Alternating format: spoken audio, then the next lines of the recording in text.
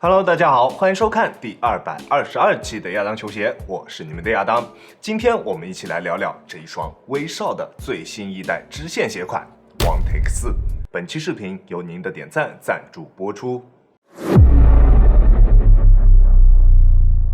首先，我们先来看一下这一双鞋的外观。在外观方面，你觉得这一双鞋可以打几分呢？这一双鞋只要放在那儿，你就可以一眼看出，这就是一双属于威少的篮球鞋。它的整体外观造型依旧是威少的篮球鞋独有的外观，大面积的中底橡胶上帆以及独特的系带系统都是这一个系列的特色。这一双鞋也并不例外。球鞋的配色以白色、蓝色以及黄色组合而成，跟今年湖人的复古球衣非常的搭。在实战方面，我们依旧还是从大底开始说起。这一双鞋使用了全掌的人字纹纹路作为球鞋的大底纹路，在抓地力方面的表现非常出色。在干净的场地上面实战，脚底下几乎不会出现什么多余的滑动，合理的纹路空隙也让它在吸灰方面有着不错的表现。即使场地上面有灰尘，它的抓地力也并不会出现非常明显的下降。在抓地力有明显下降的时候，只需要用手去擦拭一下鞋底，它的抓地力就会立马恢复，抓地表现非常出色，并且它在耐磨方面的表现也同样非常的拔群，纹路的深度以及粗度都比较可观，并且所使用的大底橡胶在硬度方面是非常硬的，在硬度计测试下的读数在70左右，即使是用它来进行水泥地上面的实战，它也能坚持很长一段时间。而在中底方面的配置跟上一代并没有什么区别，依旧使用了全掌的 Phylon 加上前掌的一块扇形 Zoom， 中底的整体调教是比较偏硬的，不过在缓震方面的表现是够用的，在正常的实战过程中基本上不会出现震脚的感觉，但是如果单纯用脚后跟着地，还是能够比较明显的感觉到它中底缓震的不足。如果你对于缓震有比较高的要求，体重在160斤以上的兄弟就不要选择它了。而它前掌的 Zoom 气垫基本上跟上一代的体验是没有什么区别的，在实战的过程中感觉还是挺明显的。球鞋中底的厚度是比较薄的，场地感表现非常出色，并且偏硬的中底调教加上前掌的 Zoom 气垫，在突破的过程中脚底下不会有丝毫的泄力感，反应性表现也非常棒。球鞋的中底龙骨落差比较适中，并没有明显的前高后低或者前低后高的感觉，不管是进行全场的实战还是半场的实战，它都没有问题，并且偏硬的中底缓震材料加上硬质的 TPU 键，让球鞋在中底的过渡方面有着非常出色的表现，前后掌的过渡非常丝滑，跑动的感觉还是非常不错的。在进行全场的实战过程中，能明显感觉到它在滚动感方面有着非常不错的表现。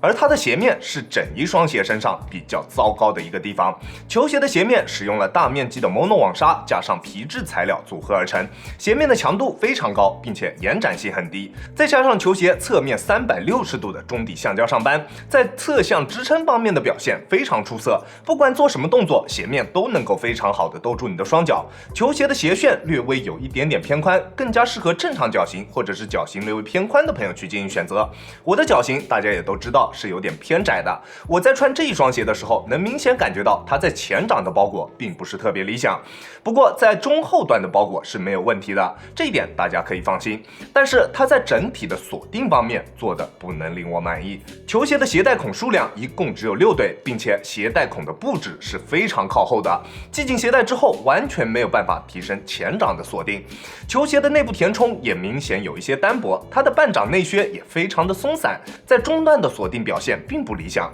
穿这一双鞋在做一些大幅度变向动作的时候，能明显感觉到脚在鞋内的位移，甚至还会出现侧面上扳的橡胶顶脚的情况，整体的体验感并不好，拉低了这整一双鞋的整体评分。不过它在脚踝处的锁定是没有问题的，完全不会出现掉跟的现象，这一点大家可以放心。但是较薄的鞋舌在勒紧了鞋带之后，鞋带会有非常明显的勒脚情况出现，这一点你也必须要了解到。在支撑性方面的表现是非常出色的，球鞋的侧向支撑表现非常优秀，并且在后跟处的鞋面做出了非常明显的加厚处理，内部也有着高强度的钢镚加持，在后跟处的支撑还是非常到位的，在足弓处的支撑也完全没有问题，在实战的过程中完全不会出现像上一代那一种足弓处的拉扯感。球鞋在足弓处做出了非常明显的内收以及上扳，并且还有着高强度的 TPU 加持，球鞋的中底能够非常好的贴合住足弓，对于足弓的支撑有着非常出色的表现。而高强度的中底 TPU 加上较硬的中底缓震材料，让它在整体的刚性方面也有着不错的表现。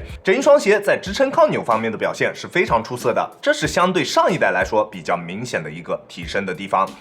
在稳定性方面的表现也依旧出色，中底较低的重心加上它平整且宽大的大底，中底的缓震材料也比较偏硬，在运动的过程中并不会出现夸张的形变，在整体的稳定性方面表现非常出色，穿它打球不会有不放心的感觉，并且跟上一代相比，它在前掌取消掉了非常夸张的那一个防侧扳脚，让整一双鞋在灵活性方面有了非常明显的提升，灵活性表现非常棒，适配的人群比上一代会更广一点。在重量方面的表现也依旧非常出色，单支42.5码的 OneTake 4重量是317克，重量表现非常拔群，再加上它优秀的鞋脚一体性以及合理的重量布置，穿在脚上的体感重量也非常的出色，非常棒。这双鞋亚当球鞋主观评级 B 级，这双鞋相对上一代来说确实有着一定的提升，但是依旧不是特别的出色，毕竟这一次支线来得比正代更早一点。那如果支线在各方面表现的都比正代更为优秀，那又有谁会去花钱买售价更高的威少6代呢？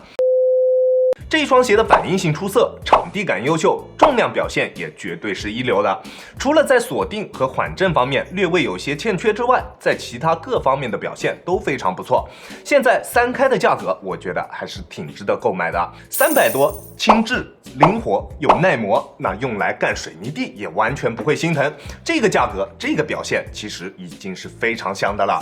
那如果你想要购买这一双鞋的话，在尺码选择方面，我平时耐克穿42.5，李宁穿42，这双鞋我选择的42.5还是非常合适的，你可以适当参考一下。球鞋的鞋楦略微有一点点的偏宽，建议正常脚型或者是脚型略微偏宽的朋友去进行选择，窄脚的朋友我不是特别的推荐。OK， 这就是本期视频的全部内容了。再次感谢大家观看本期的亚当球鞋。亚当球鞋，一切从实战出发。我是亚当。如果你觉得我的视频可以帮助到你，希望你可以关注我，并且顺手给我点一个赞，这就是对我最大的支持了。好了，那我们下期视频再见吧。大家有空来做 ，peace。